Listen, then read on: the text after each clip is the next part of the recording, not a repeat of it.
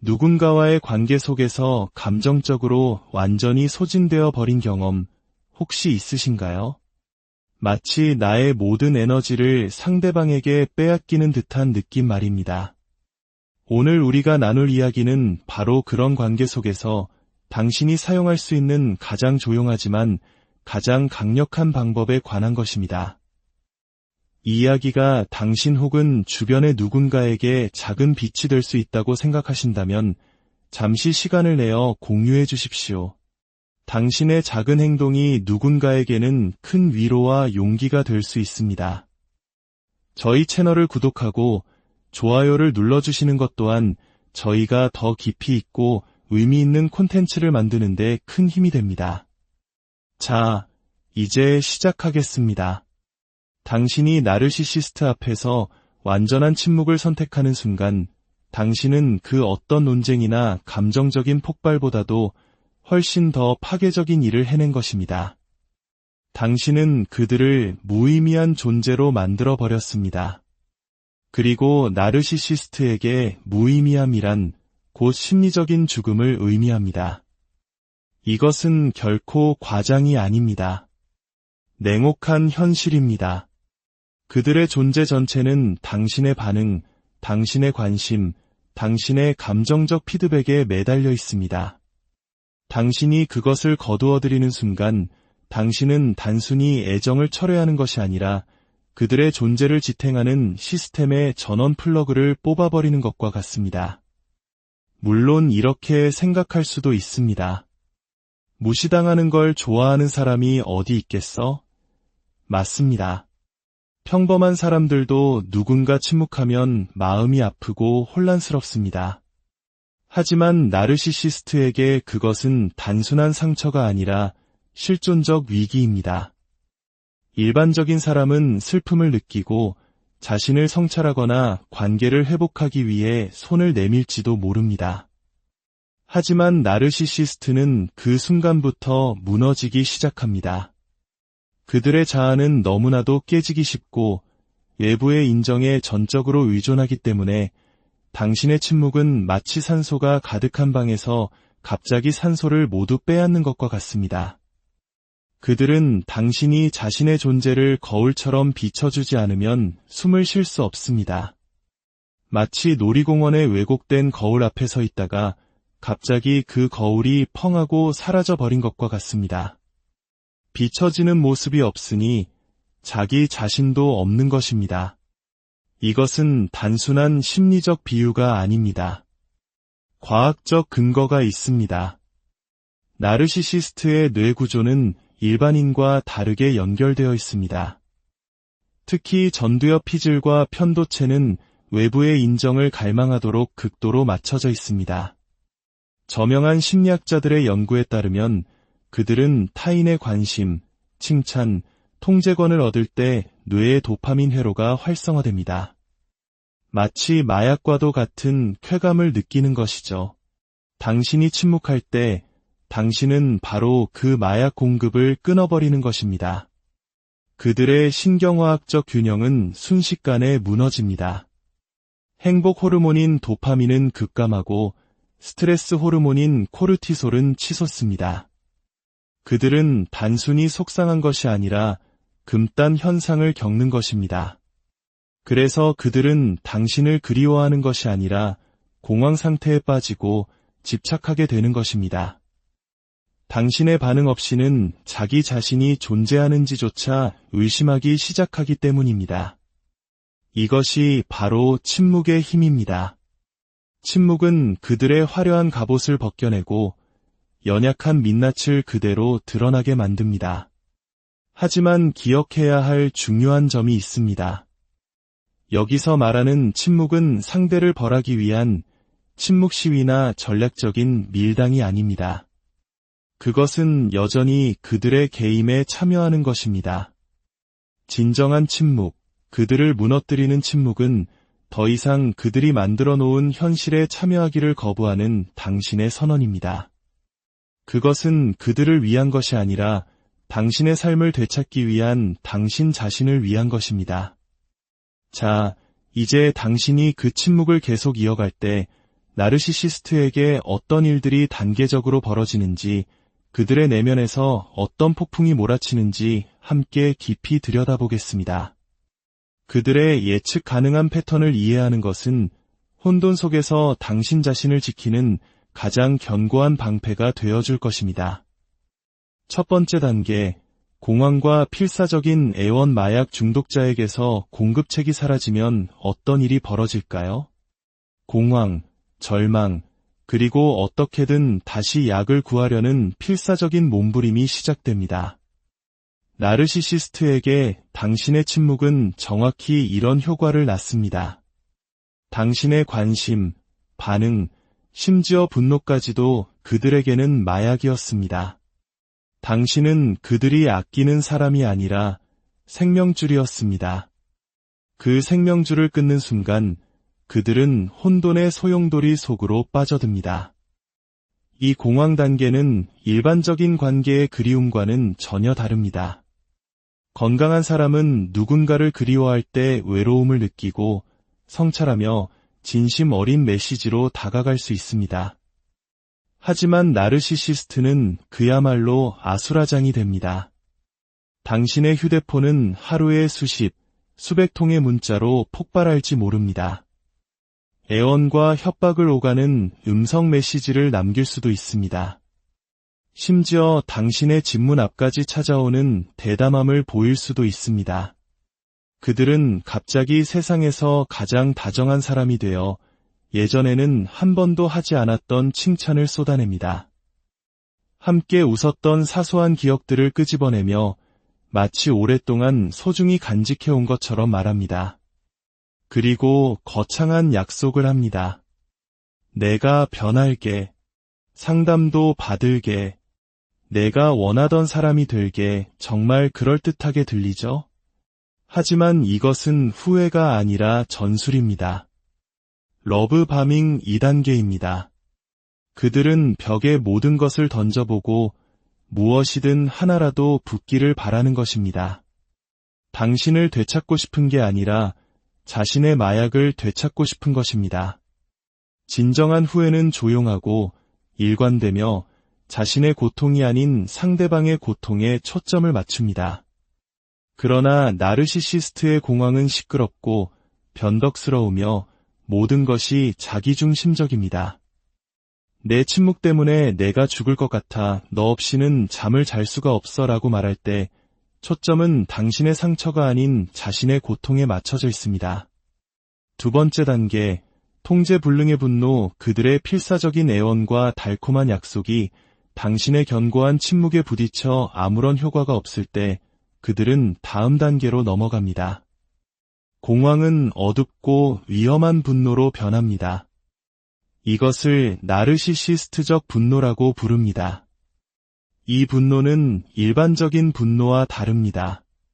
보통 사람들의 분노는 문제를 해결하고 관계를 회복하려는 목적을 가집니다. 하지만 나르시시스트의 분노는 해결이 아닌 파괴를 목적으로 합니다.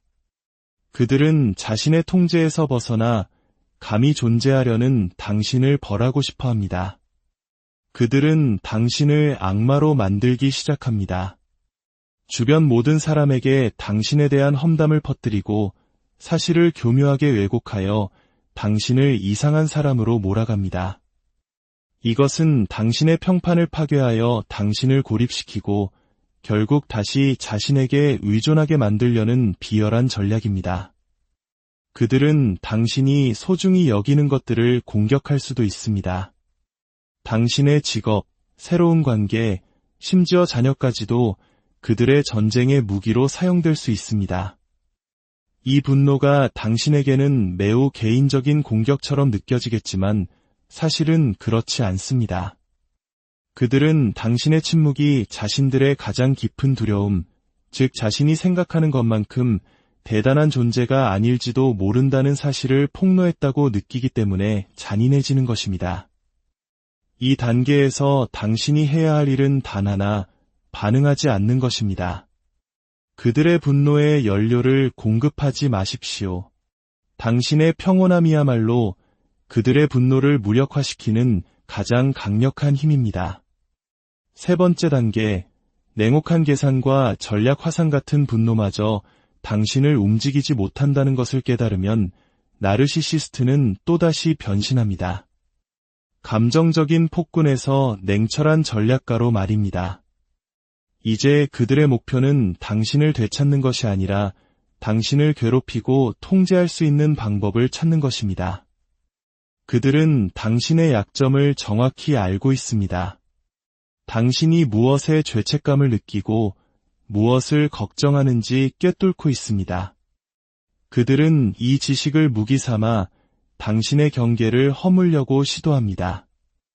예를 들어 아이 문제나 공동의 책임과 관련된 일로 당신에게 연락해야만 하는 상황을 교묘하게 만들어냅니다. 중요한 약속을 일부러 잊어버리거나 긴급한 상황을 연출하여 당신이 어쩔 수 없이 응답하게 만듭니다. 이것은 부주의가 아니라 전략입니다. 그들은 당신이 압박감 속에서 결국 무너질 것이라는 데 베팅하며 긴 게임을 하고 있는 것입니다. 만약 그들이 위기 상황을 주장한다면 직접 응답하기 전에 제3자를 통해 사실을 확인하십시오. 대부분은 당신을 끌어들이기 위한 함정일 가능성이 높습니다. 모든 메시지와 움직임을 기록해 두십시오. 만약 상황이 악화된다면 그 기록들이 당신을 보호해줄 증거가 될 것입니다. 네 번째 단계, 심리적 붕괴 공황, 분노, 냉혹한 계산까지 모든 시도가 실패로 돌아갔을 때, 당신의 침묵이 굳건히 유지될 때 나르시시스트는 마침내 무너집니다. 이것은 우리가 스트레스를 받을 때 슬픔이나 성찰과 함께 무너지는 것과는 다릅니다. 이것은 나르시시스트적 붕괴라 불리는 심리적 내파 현상입니다. 그들의 자아 전체가 균열을 일으키기 시작하는 것입니다. 마치 부실한 기초 위에 세워진 마천루가 제 무게를 이기지 못하고 흔들리다 무너지는 것과 같습니다. 당신의 침묵은 그들을 굶주리게 했고 이제 그들의 세상이 안에서부터 무너져 내리고 있는 것입니다. 한때 자신감 넘치던 그들은 위축되고 불안정하며 심지어 초라해 보일 수 있습니다.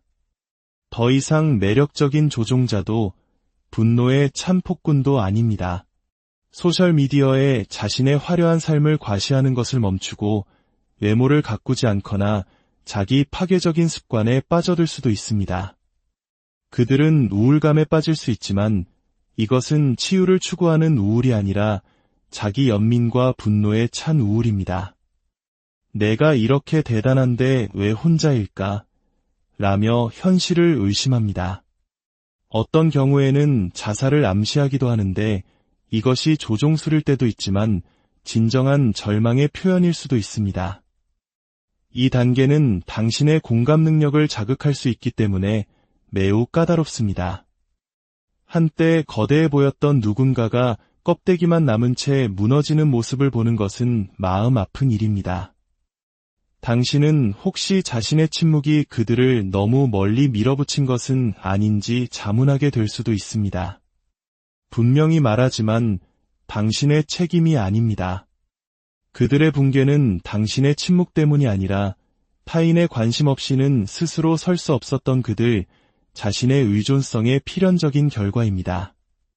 당신이 그들을 무너뜨린 것이 아니라 이미 무너져 있던 것을 드러냈을 뿐입니다. 그들의 고통은 당신의 짐이 아닙니다. 다섯 번째 단계, 거짓된 변화라는 최후의 연극 나르시시스트가 바닥을 쳤다고 생각했을 때 그들의 붕괴가 모든 혼돈의 끝처럼 보일 때 기이한 일이 일어납니다. 그들은 잿더미 속에서 부활합니다. 하지만 당신이 마지막으로 보았던 그 부서진 껍데기가 아니라 당신이 항상 꿈꿔왔던 바로 그 사람의 모습으로 말입니다. 그들은 갑자기 친절해지고 성찰하며 심지어 연약한 모습을 보입니다. 자신의 잘못을 인정하고 변화를 약속합니다. 이것은 변화가 아닙니다. 그들의 가장 정교한 조종술이자 당신을 다시 궤도 안으로 끌어들이기 위해 설계된 계산된 연기입니다. 그리고 그것은 너무나 진짜처럼 느껴지기 때문에 가장 위험합니다. 그들은 당신을 연구했습니다. 당신이 그들에게서 무엇을 원했는지 정확히 파악했습니다. 당신이 공감을 원했습니까? 그들은 공감하는 척할 것입니다. 당신이 책임감을 원했습니까? 그들은 책임지는 척할 것입니다. 그들은 당신 욕망의 거울이 됩니다. 그들은 상담을 받고 있어. 혹은 이제야 내가 너에게 얼마나 상처를 줬는지 깨달았어와 같은 상담 용어를 사용하며 깨달음을 얻은 척합니다. 하지만 자세히 들어보면 그들은 자신이 초래한 고통에 대해 진심으로 사과하는 것이 아니라 상황이 그렇게 된 것에 대해서만 유감을 표합니다. 이것이 바로 결정적인 단서입니다. 진정한 변화는 느리고 혼란스러우며 타인의 고통에 초점을 맞춥니다.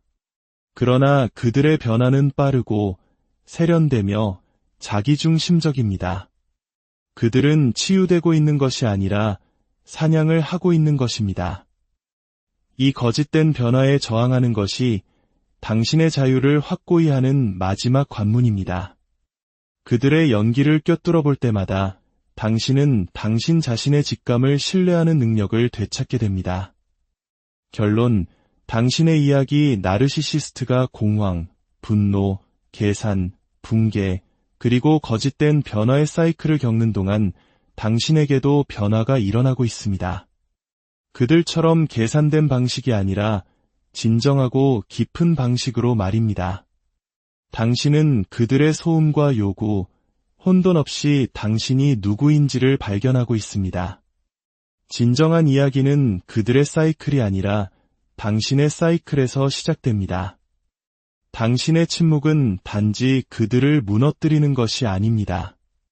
그것은 당신을 다시 세우고 있습니다. 그들이 당신을 되찾으려는 필사적인 몸부림은 그들에 대한 당신의 힘이 아니라 당신 자신의 삶에 대한 당신의 힘을 증명하는 것입니다.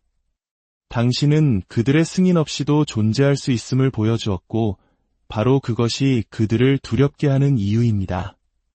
당신의 침묵은 그들을 무너뜨리는 무기일 뿐만 아니라 당신 자신을 다시 세우는 누군가와의 관계 속에서 감정적으로 완전히 소진되어 버린 경험 혹시 있으신가요? 마치 나의 모든 에너지를 상대방에게 빼앗기는 듯한 느낌 말입니다. 오늘 우리가 나눌 이야기는 바로 그런 관계 속에서 당신이 사용할 수 있는 가장 조용하지만 가장 강력한 방법에 관한 것입니다. 이 이야기가 당신 혹은 주변의 누군가에게 작은 빛이 될 수 있다고 생각하신다면 잠시 시간을 내어 공유해 주십시오.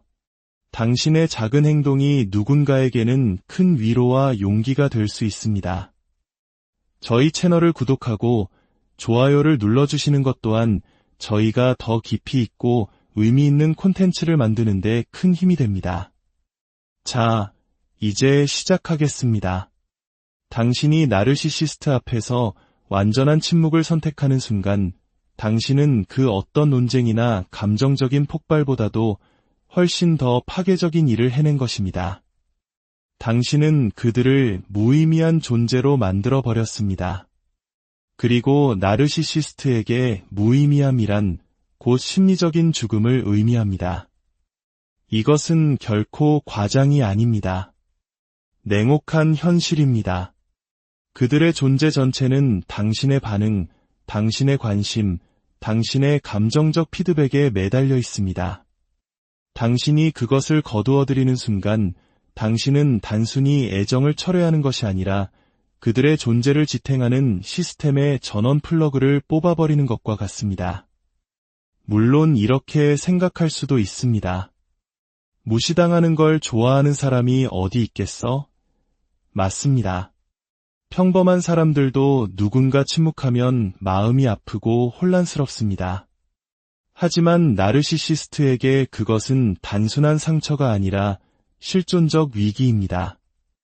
일반적인 사람은 슬픔을 느끼고 자신을 성찰하거나 관계를 회복하기 위해 손을 내밀지도 모릅니다. 하지만 나르시시스트는 그 순간부터 무너지기 시작합니다. 그들의 자아는 너무나도 깨지기 쉽고 외부의 인정에 전적으로 의존하기 때문에 당신의 침묵은 마치 산소가 가득한 방에서 갑자기 산소를 모두 빼앗는 것과 같습니다. 그들은 당신이 자신의 존재를 거울처럼 비춰주지 않으면 숨을 쉴 수 없습니다. 마치 놀이공원의 왜곡된 거울 앞에 서 있다가 갑자기 그 거울이 펑하고 사라져 버린 것과 같습니다. 비춰지는 모습이 없으니 자기 자신도 없는 것입니다. 이것은 단순한 심리적 비유가 아닙니다. 과학적 근거가 있습니다. 나르시시스트의 뇌 구조는 일반인과 다르게 연결되어 있습니다. 특히 전두엽 피질과 편도체는 외부의 인정을 갈망하도록 극도로 맞춰져 있습니다. 저명한 심리학자들의 연구에 따르면 그들은 타인의 관심, 칭찬, 통제권을 얻을 때 뇌의 도파민 회로가 활성화됩니다. 마치 마약과도 같은 쾌감을 느끼는 것이죠. 당신이 침묵할 때 당신은 바로 그 마약 공급을 끊어버리는 것입니다. 그들의 신경화학적 균형은 순식간에 무너집니다. 행복 호르몬인 도파민은 급감하고 스트레스 호르몬인 코르티솔은 치솟습니다. 그들은 단순히 속상한 것이 아니라 금단 현상을 겪는 것입니다. 그래서 그들은 당신을 그리워하는 것이 아니라 공황 상태에 빠지고 집착하게 되는 것입니다. 당신의 반응 없이는 자기 자신이 존재하는지조차 의심하기 시작하기 때문입니다. 이것이 바로 침묵의 힘입니다. 침묵은 그들의 화려한 갑옷을 벗겨내고 연약한 민낯을 그대로 드러나게 만듭니다. 하지만 기억해야 할 중요한 점이 있습니다. 여기서 말하는 침묵은 상대를 벌하기 위한 침묵 시위나 전략적인 밀당이 아닙니다. 그것은 여전히 그들의 게임에 참여하는 것입니다. 진정한 침묵, 그들을 무너뜨리는 침묵은 더 이상 그들이 만들어 놓은 현실에 참여하기를 거부하는 당신의 선언입니다. 그것은 그들을 위한 것이 아니라 당신의 삶을 되찾기 위한 당신 자신을 위한 것입니다. 자, 이제 당신이 그 침묵을 계속 이어갈 때 나르시시스트에게 어떤 일들이 단계적으로 벌어지는지, 그들의 내면에서 어떤 폭풍이 몰아치는지 함께 깊이 들여다보겠습니다. 그들의 예측 가능한 패턴을 이해하는 것은 혼돈 속에서 당신 자신을 지키는 가장 견고한 방패가 되어줄 것입니다. 첫 번째 단계, 공황과 필사적인 애원 마약 중독자에게서 공급책이 사라지면 어떤 일이 벌어질까요? 공황, 절망, 그리고 어떻게든 다시 약을 구하려는 필사적인 몸부림이 시작됩니다. 나르시시스트에게 당신의 침묵은 정확히 이런 효과를 낳습니다. 당신의 관심, 반응, 심지어 분노까지도 그들에게는 마약이었습니다. 당신은 그들이 아끼는 사람이 아니라 생명줄이었습니다. 그 생명줄을 끊는 순간 그들은 혼돈의 소용돌이 속으로 빠져듭니다. 이 공황 단계는 일반적인 관계의 그리움과는 전혀 다릅니다. 건강한 사람은 누군가를 그리워할 때 외로움을 느끼고 성찰하며 진심 어린 메시지로 다가갈 수 있습니다. 하지만 나르시시스트는 그야말로 아수라장이 됩니다. 당신의 휴대폰은 하루에 수백 통의 문자로 폭발할지 모릅니다. 애원과 협박을 오가는 음성 메시지를 남길 수도 있습니다. 심지어 당신의 집문 앞까지 찾아오는 대담함을 보일 수도 있습니다. 그들은 갑자기 세상에서 가장 다정한 사람이 되어 예전에는 한 번도 하지 않았던 칭찬을 쏟아냅니다. 함께 웃었던 사소한 기억들을 끄집어내며 마치 오랫동안 소중히 간직해온 것처럼 말합니다. 그리고 거창한 약속을 합니다. 내가 변할게, 상담도 받을게, 내가 원하던 사람이 될게. 정말 그럴듯하게 들리죠? 하지만 이것은 후회가 아니라 전술입니다. 러브 바밍 2단계입니다. 그들은 벽에 모든 것을 던져보고 무엇이든 하나라도 붙기를 바라는 것입니다. 당신을 되찾고 싶은 게 아니라 자신의 마약을 되찾고 싶은 것입니다. 진정한 후회는 조용하고 일관되며 자신의 고통이 아닌 상대방의 고통에 초점을 맞춥니다. 그러나 나르시시스트의 공황은 시끄럽고 변덕스러우며 모든 것이 자기중심적입니다. 내 침묵 때문에 내가 죽을 것 같아 너 없이는 잠을 잘 수가 없어 라고 말할 때 초점은 당신의 상처가 아닌 자신의 고통에 맞춰져 있습니다. 두 번째 단계, 통제불능의 분노. 그들의 필사적인 애원과 달콤한 약속이 당신의 견고한 침묵에 부딪혀 아무런 효과가 없을 때 그들은 다음 단계로 넘어갑니다. 공황은 어둡고 위험한 분노로 변합니다. 이것을 나르시시스트적 분노라고 부릅니다. 이 분노는 일반적인 분노와 다릅니다. 보통 사람들의 분노는 문제를 해결하고 관계를 회복하려는 목적을 가집니다. 하지만 나르시시스트의 분노는 해결이 아닌 파괴를 목적으로 합니다. 그들은 자신의 통제에서 벗어나 감히 존재하려는 당신을 벌하고 싶어 합니다. 그들은 당신을 악마로 만들기 시작합니다. 주변 모든 사람에게 당신에 대한 험담을 퍼뜨리고 사실을 교묘하게 왜곡하여 당신을 이상한 사람으로 몰아갑니다. 이것은 당신의 평판을 파괴하여 당신을 고립시키고 결국 다시 자신에게 의존하게 만들려는 비열한 전략입니다. 그들은 당신이 소중히 여기는 것들을 공격할 수도 있습니다. 당신의 직업, 새로운 관계, 심지어 자녀까지도 그들의 전쟁의 무기로 사용될 수 있습니다. 이 분노가 당신에게는 매우 개인적인 공격처럼 느껴지겠지만 사실은 그렇지 않습니다. 그들은 당신의 침묵이 자신들의 가장 깊은 두려움, 즉 자신이 생각하는 것만큼 대단한 존재가 아닐지도 모른다는 사실을 폭로했다고 느끼기 때문에 잔인해지는 것입니다. 이 단계에서 당신이 해야 할 일은 단 하나, 반응하지 않는 것입니다. 그들의 분노에 연료를 공급하지 마십시오. 당신의 평온함이야말로 그들의 분노를 무력화시키는 가장 강력한 힘입니다. 세 번째 단계, 냉혹한 계산과 전략 화상 같은 분노마저 당신을 움직이지 못한다는 것을 깨달으면 나르시시스트는 또다시 변신합니다. 감정적인 폭군에서 냉철한 전략가로 말입니다.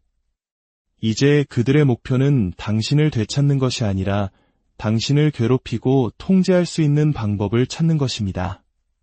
그들은 당신의 약점을 정확히 알고 있습니다. 당신이 무엇에 죄책감을 느끼고 무엇을 걱정하는지 꿰뚫고 있습니다. 그들은 이 지식을 무기 삼아 당신의 경계를 허물려고 시도합니다. 예를 들어 아이 문제나 공동의 책임과 관련된 일로 당신에게 연락해야만 하는 상황을 교묘하게 만들어냅니다. 중요한 약속을 일부러 잊어버리거나 긴급한 상황을 연출하여 당신이 어쩔 수 없이 응답하게 만듭니다. 이것은 부주의가 아니라 전략입니다. 그들은 당신이 압박감 속에서 결국 무너질 것이라는 데 베팅하며 긴 게임을 하고 있는 것입니다. 만약 그들이 위기 상황을 주장한다면 직접 응답하기 전에 제3자를 통해 사실을 확인하십시오. 대부분은 당신을 끌어들이기 위한 함정일 가능성이 높습니다. 모든 메시지와 움직임을 기록해 두십시오.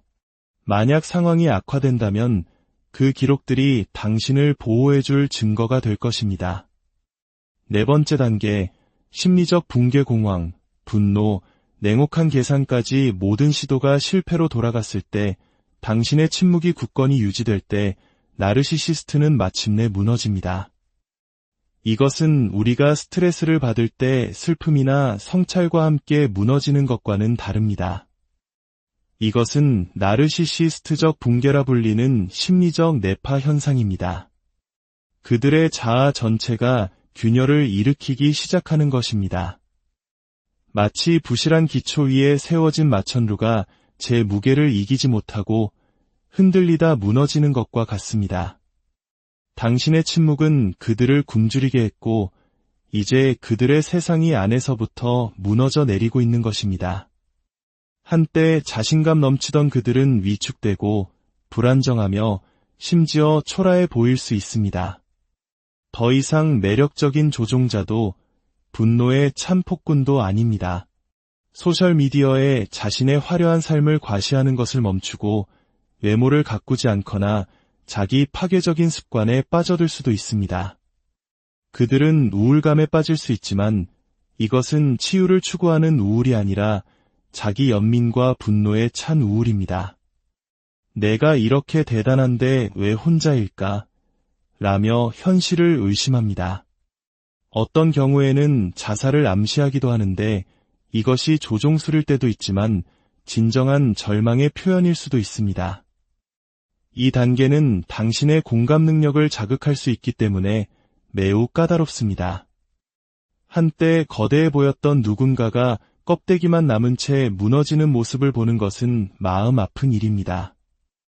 당신은 혹시 자신의 침묵이 그들을 너무 멀리 밀어붙인 것은 아닌지 자문하게 될 수도 있습니다. 분명히 말하지만 당신의 책임이 아닙니다. 그들의 붕괴는 당신의 침묵 때문이 아니라 타인의 관심 없이는 스스로 설 수 없었던 그들 자신의 의존성의 필연적인 결과입니다. 당신이 그들을 무너뜨린 것이 아니라 이미 무너져 있던 것을 드러냈을 뿐입니다.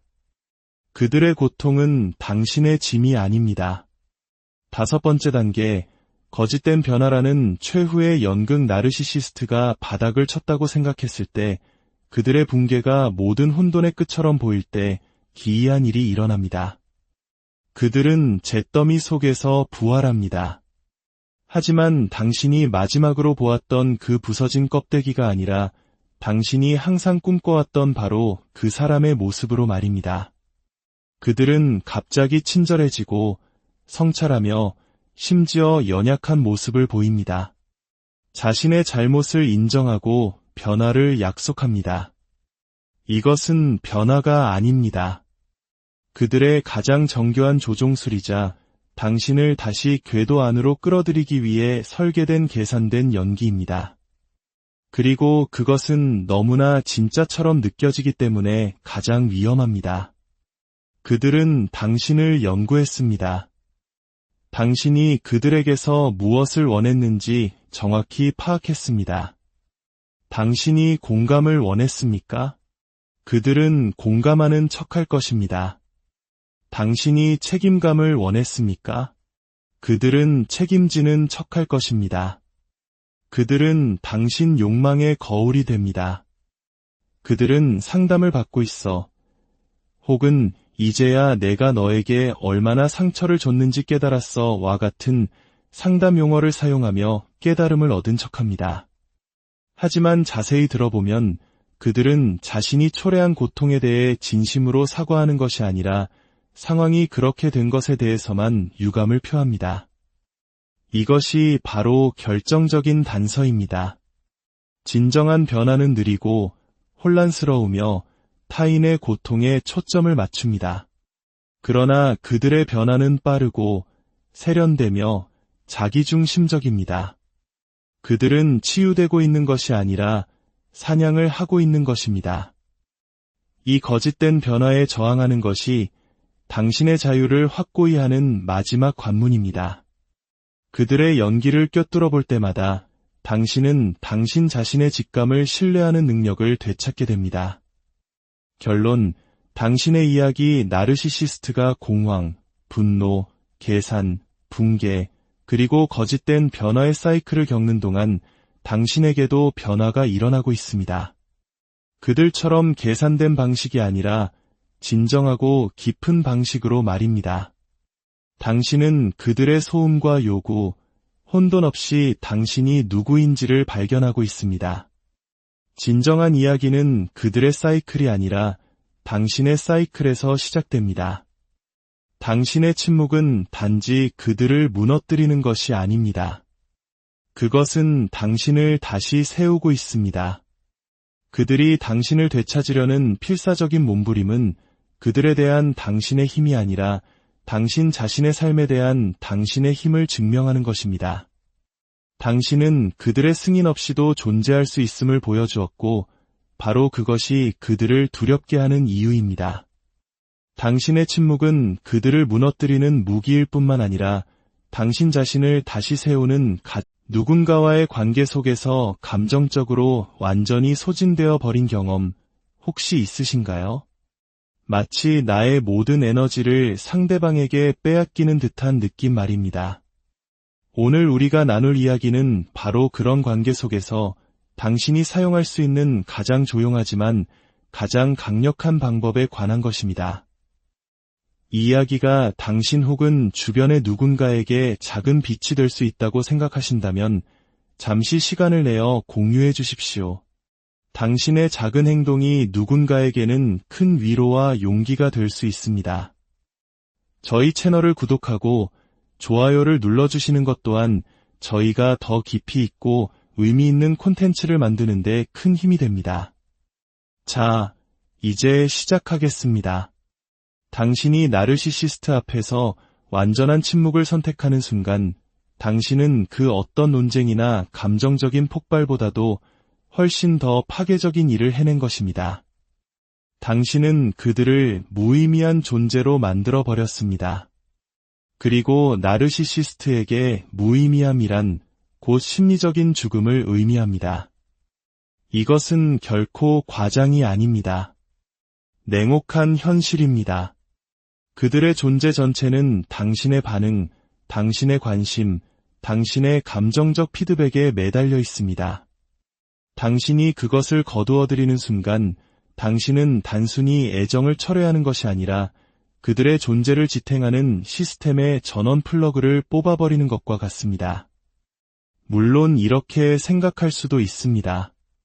무시당하는 걸 좋아하는 사람이 어디 있겠어? 맞습니다. 평범한 사람들도 누군가 침묵하면 마음이 아프고 혼란스럽습니다. 하지만 나르시시스트에게 그것은 단순한 상처가 아니라 실존적 위기입니다. 일반적인 사람은 슬픔을 느끼고 자신을 성찰하거나 관계를 회복하기 위해 손을 내밀지도 모릅니다. 하지만 나르시시스트는 그 순간부터 무너지기 시작합니다. 그들의 자아는 너무나도 깨지기 쉽고 외부의 인정에 전적으로 의존하기 때문에 당신의 침묵은 마치 산소가 가득한 방에서 갑자기 산소를 모두 빼앗는 것과 같습니다. 그들은 당신이 자신의 존재를 거울처럼 비춰주지 않으면 숨을 쉴 수 없습니다. 마치 놀이공원에 왜곡된 거울 앞에 서 있다가 갑자기 그 거울이 펑하고 사라져 버린 것과 같습니다. 비춰지는 모습이 없으니 자기 자신도 없는 것입니다. 이것은 단순한 심리적 비유가 아닙니다. 과학적 근거가 있습니다. 나르시시스트의 뇌 구조는 일반인과 다르게 연결되어 있습니다. 특히 전두엽 피질과 편도체는 외부의 인정을 갈망하도록 극도로 맞춰져 있습니다. 저명한 심리학자들의 연구에 따르면 그들은 타인의 관심, 칭찬, 통제권을 얻을 때 뇌의 도파민 회로가 활성화됩니다. 마치 마약과도 같은 쾌감을 느끼는 것이죠. 당신이 침묵할 때 당신은 바로 그 마약 공급을 끊어버리는 것입니다. 그들의 신경화학적 균형은 순식간에 무너집니다. 행복 호르몬인 도파민은 급감하고 스트레스 호르몬인 코르티솔은 치솟습니다. 그들은 단순히 속상한 것이 아니라 금단 현상을 겪는 것입니다. 그래서 그들은 당신을 그리워하는 것이 아니라 공황 상태에 빠지고 집착하게 되는 것입니다. 당신의 반응 없이는 자기 자신이 존재하는지조차 의심하기 시작하기 때문입니다. 이것이 바로 침묵의 힘입니다. 침묵은 그들의 화려한 갑옷을 벗겨내고 연약한 민낯을 그대로 드러나게 만듭니다. 하지만 기억해야 할 중요한 점이 있습니다. 여기서 말하는 침묵은 상대를 벌하기 위한 침묵 시위나 전략적인 밀당이 아닙니다. 그것은 여전히 그들의 게임에 참여하는 것입니다. 진정한 침묵, 그들을 무너뜨리는 침묵은 더 이상 그들이 만들어 놓은 현실에 참여하기를 거부하는 당신의 선언입니다. 그것은 그들을 위한 것이 아니라 당신의 삶을 되찾기 위한 당신 자신을 위한 것입니다. 자, 이제 당신이 그 침묵을 계속 이어갈 때 나르시시스트에게 어떤 일들이 단계적으로 벌어지는지, 그들의 내면에서 어떤 폭풍이 몰아치는지 함께 깊이 들여다보겠습니다. 그들의 예측 가능한 패턴을 이해하는 것은 혼돈 속에서 당신 자신을 지키는 가장 견고한 방패가 되어줄 것입니다. 첫 번째 단계, 공황과 필사적인 애원 마약 중독자에게서 공급책이 사라지면 어떤 일이 벌어질까요? 공황, 절망, 그리고 어떻게든 다시 약을 구하려는 필사적인 몸부림이 시작됩니다. 나르시시스트에게 당신의 침묵은 정확히 이런 효과를 낳습니다. 당신의 관심, 반응, 심지어 분노까지도 그들에게는 마약이었습니다. 당신은 그들이 아끼는 사람이 아니라 생명줄이었습니다. 그 생명줄을 끊는 순간 그들은 혼돈의 소용돌이 속으로 빠져듭니다. 이 공황 단계는 일반적인 관계의 그리움과는 전혀 다릅니다. 건강한 사람은 누군가를 그리워할 때 외로움을 느끼고 성찰하며 진심 어린 메시지로 다가갈 수 있습니다. 하지만 나르시시스트는 그야말로 아수라장이 됩니다. 당신의 휴대폰은 하루에 수십, 수백 통의 문자로 폭발할지 모릅니다. 애원과 협박을 오가는 음성 메시지를 남길 수도 있습니다. 심지어 당신의 집문 앞까지 찾아오는 대담함을 보일 수도 있습니다. 그들은 갑자기 세상에서 가장 다정한 사람이 되어 예전에는 한 번도 하지 않았던 칭찬을 쏟아냅니다. 함께 웃었던 사소한 기억들을 끄집어내며 마치 오랫동안 소중히 간직해온 것처럼 말합니다. 그리고 거창한 약속을 합니다. 내가 변할게. 상담도 받을게. 내가 원하던 사람이 될게. 정말 그럴듯하게 들리죠? 하지만 이것은 후회가 아니라 전술입니다. 러브바밍 2단계입니다. 그들은 벽에 모든 것을 던져보고 무엇이든 하나라도 붙기를 바라는 것입니다. 당신을 되찾고 싶은 게 아니라 자신의 마약을 되찾고 싶은 것입니다. 진정한 후회는 조용하고 일관되며 자신의 고통이 아닌 상대방의 고통에 초점을 맞춥니다. 그러나 나르시시스트의 공황은 시끄럽고 변덕스러우며 모든 것이 자기중심적입니다. 내 침묵 때문에 내가 죽을 것 같아 너 없이는 잠을 잘 수가 없어 라고 말할 때 초점은 당신의 상처가 아닌 자신의 고통에 맞춰져 있습니다. 두 번째 단계, 통제불능의 분노, 그들의 필사적인 애원과 달콤한 약속이 당신의 견고한 침묵에 부딪혀 아무런 효과가 없을 때 그들은 다음 단계로 넘어갑니다. 공황은 어둡고 위험한 분노로 변합니다. 이것을 나르시시스트적 분노라고 부릅니다. 이 분노는 일반적인 분노와 다릅니다. 보통 사람들의 분노는 문제를 해결하고 관계를 회복하려는 목적을 가집니다. 하지만 나르시시스트의 분노는 해결이 아닌 파괴를 목적으로 합니다. 그들은 자신의 통제에서 벗어나 감히 존재하려는 당신을 벌하고 싶어 합니다. 그들은 당신을 악마로 만들기 시작합니다. 주변 모든 사람에게 당신에 대한 험담을 퍼뜨리고 사실을 교묘하게 왜곡하여 당신을 이상한 사람으로 몰아갑니다. 이것은 당신의 평판을 파괴하여 당신을 고립시키고 결국 다시 자신에게 의존하게 만들려는 비열한 전략입니다. 그들은 당신이 소중히 여기는 것들을 공격할 수도 있습니다. 당신의 직업, 새로운 관계, 심지어 자녀까지도 그들의 전쟁의 무기로 사용될 수 있습니다. 이 분노가 당신에게는 매우 개인적인 공격처럼 느껴지겠지만 사실은 그렇지 않습니다.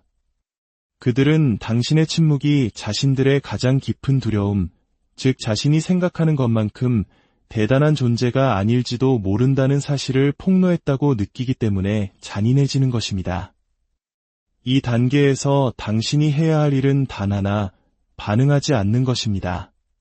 그들의 분노에 연료를 공급하지 마십시오. 당신의 평온함이야말로 그들의 분노를 무력화시키는 가장 강력한 힘입니다. 세 번째 단계, 냉혹한 계산과 전략 화상 같은 분노마저 당신을 움직이지 못한다는 것을 깨달으면 나르시시스트는 또다시 변신합니다. 감정적인 폭군에서 냉철한 전략가로 말입니다.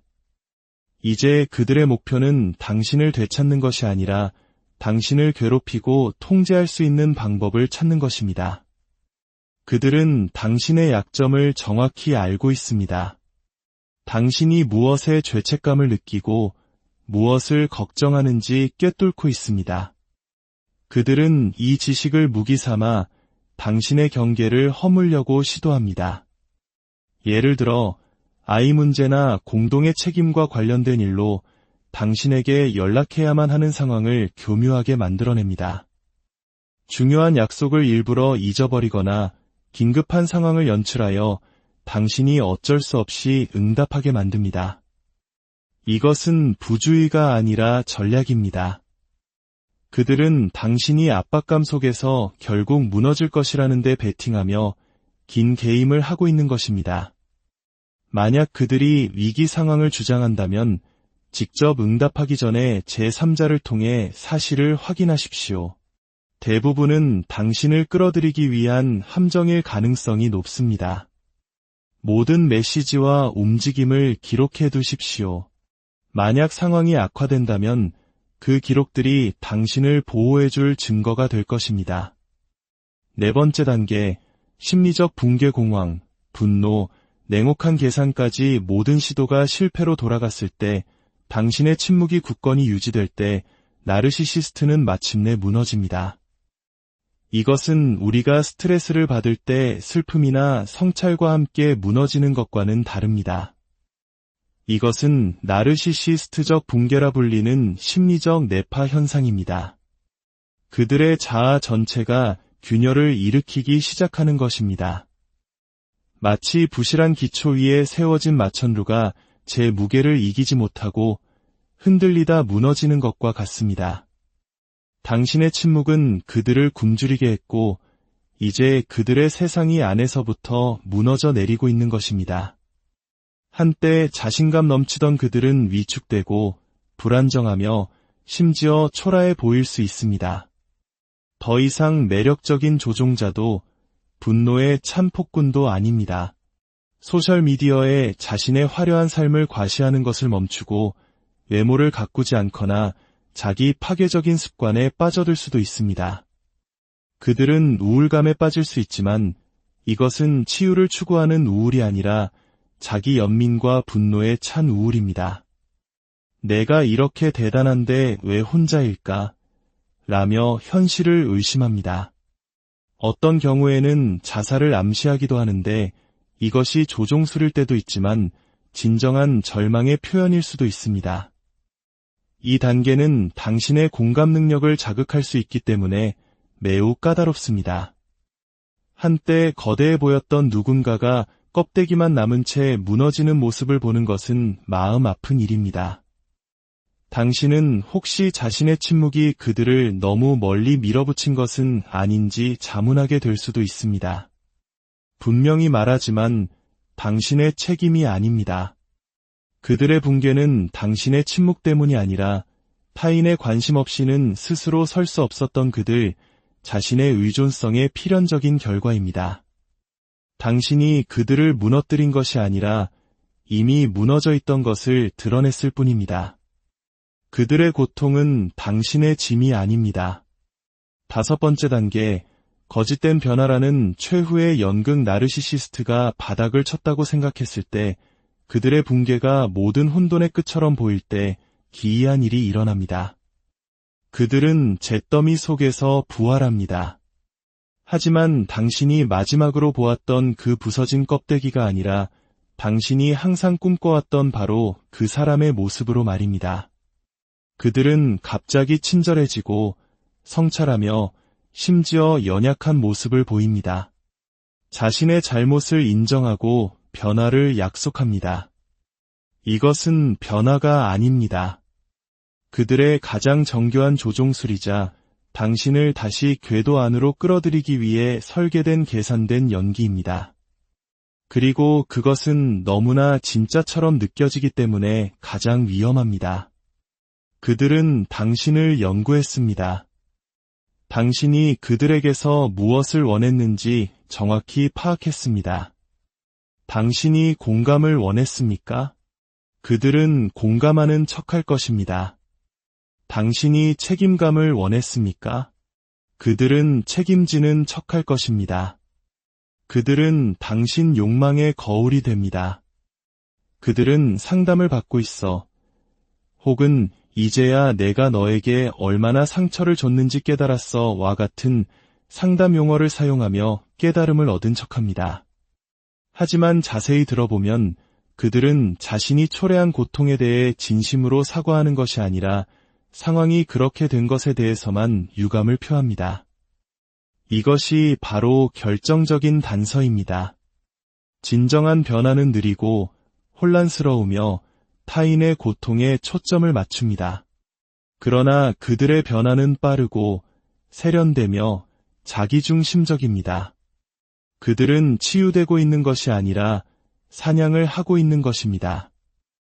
이 거짓된 변화에 저항하는 것이 당신의 자유를 확고히 하는 마지막 관문입니다. 그들의 연기를 꿰뚫어 볼 때마다 당신은 당신 자신의 직감을 신뢰하는 능력을 되찾게 됩니다. 결론, 당신의 이야기 나르시시스트가 공황, 분노, 계산, 붕괴, 그리고 거짓된 변화의 사이클을 겪는 동안 당신에게도 변화가 일어나고 있습니다. 그들처럼 계산된 방식이 아니라 진정하고 깊은 방식으로 말입니다. 당신은 그들의 소음과 요구, 혼돈 없이 당신이 누구인지를 발견하고 있습니다. 진정한 이야기는 그들의 사이클이 아니라 당신의 사이클에서 시작됩니다. 당신의 침묵은 단지 그들을 무너뜨리는 것이 아닙니다. 그것은 당신을 다시 세우고 있습니다. 그들이 당신을 되찾으려는 필사적인 몸부림은 그들에 대한 당신의 힘이 아니라 당신 자신의 삶에 대한 당신의 힘을 증명하는 것입니다. 당신은 그들의 승인 없이도 존재할 수 있음을 보여주었고, 바로 그것이 그들을 두렵게 하는 이유입니다. 당신의 침묵은 그들을 무너뜨리는 무기일 뿐만 아니라 당신 자신을 다시 세우는 누군가와의 관계 속에서 감정적으로 완전히 소진되어 버린 경험 혹시 있으신가요? 마치 나의 모든 에너지를 상대방에게 빼앗기는 듯한 느낌 말입니다. 오늘 우리가 나눌 이야기는 바로 그런 관계 속에서 당신이 사용할 수 있는 가장 조용하지만 가장 강력한 방법에 관한 것입니다. 이 이야기가 당신 혹은 주변의 누군가에게 작은 빛이 될 수 있다고 생각하신다면 잠시 시간을 내어 공유해 주십시오. 당신의 작은 행동이 누군가에게는 큰 위로와 용기가 될 수 있습니다. 저희 채널을 구독하고 좋아요를 눌러주시는 것 또한 저희가 더 깊이 있고 의미 있는 콘텐츠를 만드는 데 큰 힘이 됩니다. 자, 이제 시작하겠습니다. 당신이 나르시시스트 앞에서 완전한 침묵을 선택하는 순간 당신은 그 어떤 논쟁이나 감정적인 폭발보다도 훨씬 더 파괴적인 일을 해낸 것입니다. 당신은 그들을 무의미한 존재로 만들어 버렸습니다. 그리고 나르시시스트에게 무의미함이란 곧 심리적인 죽음을 의미합니다. 이것은 결코 과장이 아닙니다. 냉혹한 현실입니다. 그들의 존재 전체는 당신의 반응, 당신의 관심, 당신의 감정적 피드백에 매달려 있습니다. 당신이 그것을 거두어들이는 순간 당신은 단순히 애정을 철회하는 것이 아니라 그들의 존재를 지탱하는 시스템의 전원 플러그를 뽑아버리는 것과 같습니다. 물론 이렇게 생각할 수도 있습니다. 무시당하는 걸 좋아하는 사람이 어디 있겠어? 맞습니다. 평범한 사람들도 누군가 침묵하면 마음이 아프고 혼란스럽습니다. 하지만 나르시시스트에게 그것은 단순한 상처가 아니라 실존적 위기입니다. 일반적인 사람은 슬픔을 느끼고 자신을 성찰하거나 관계를 회복하기 위해 손을 내밀지도 모릅니다. 하지만 나르시시스트는 그 순간부터 무너지기 시작합니다. 그들의 자아는 너무나도 깨지기 쉽고 외부의 인정에 전적으로 의존하기 때문에 당신의 침묵은 마치 산소가 가득한 방에서 갑자기 산소를 모두 빼앗는 것과 같습니다. 그들은 당신이 자신의 존재를 거울처럼 비춰주지 않으면 숨을 쉴 수 없습니다. 마치 놀이공원에 왜곡된 거울 앞에 서 있다가 갑자기 그 거울이 펑하고 사라져버린 것과 같습니다. 비춰지는 모습이 없으니 자기 자신도 없는 것입니다. 이것은 단순한 심리적 비유가 아닙니다. 과학적 근거가 있습니다. 나르시시스트의 뇌 구조는 일반인과 다르게 연결되어 있습니다. 특히 전두엽 피질과 편도체는 외부의 인정을 갈망하도록 극도로 맞춰져 있습니다. 저명한 심리학자들의 연구에 따르면 그들은 타인의 관심, 칭찬, 통제권을 얻을 때 뇌의 도파민 회로가 활성화됩니다. 마치 마약과도 같은 쾌감을 느끼는 것이죠. 당신이 침묵할 때 당신은 바로 그 마약 공급을 끊어버리는 것입니다. 그들의 신경화학적 균형은 순식간에 무너집니다. 행복 호르몬인 도파민은 급감하고 스트레스 호르몬인 코르티솔은 치솟습니다.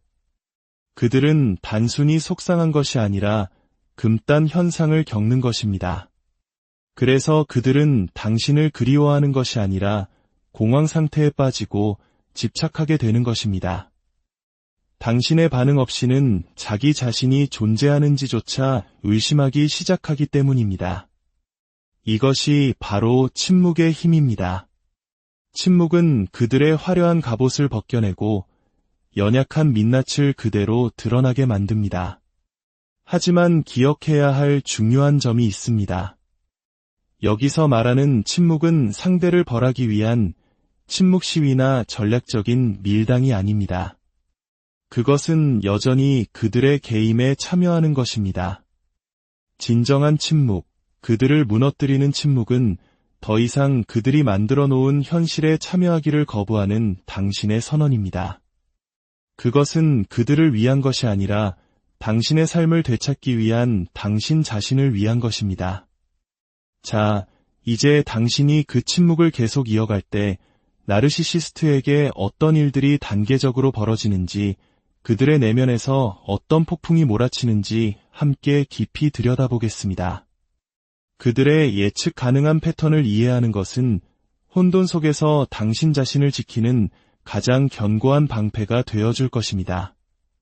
첫 번째 단계, 공황과 필사적인 애원 마약 중독자에게서 공급책이 사라지면 어떤 일이 벌어질까요?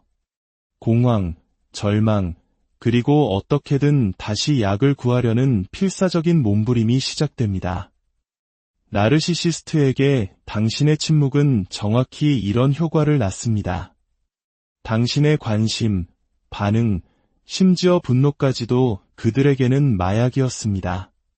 당신은 그들이 아끼는 사람이 아니라 생명줄이었습니다.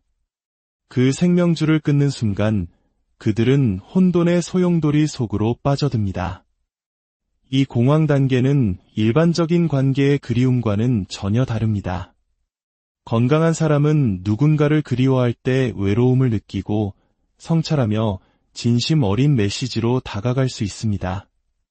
하지만 나르시시스트는 그야말로 아수라장이 됩니다. 당신의 휴대폰은 하루에 수백 통의 문자로 폭발할지 모릅니다. 애원과 협박을 오가는 음성 메시지를 남길 수도 있습니다. 심지어 당신의 집문 앞까지 찾아오는 대담함을 보일 수도 있습니다. 그들은 갑자기 세상에서 가장 다정한 사람이 되어 예전에는 한 번도 하지 않았던 칭찬을 쏟아냅니다. 함께 웃었던 사소한 기억들을 끄집어내며 마치 오랫동안 소중히 간직해온 것처럼 말합니다. 그리고 거창한 약속을 합니다. 내가 변할게. 상담도 받을게. 내가 원하는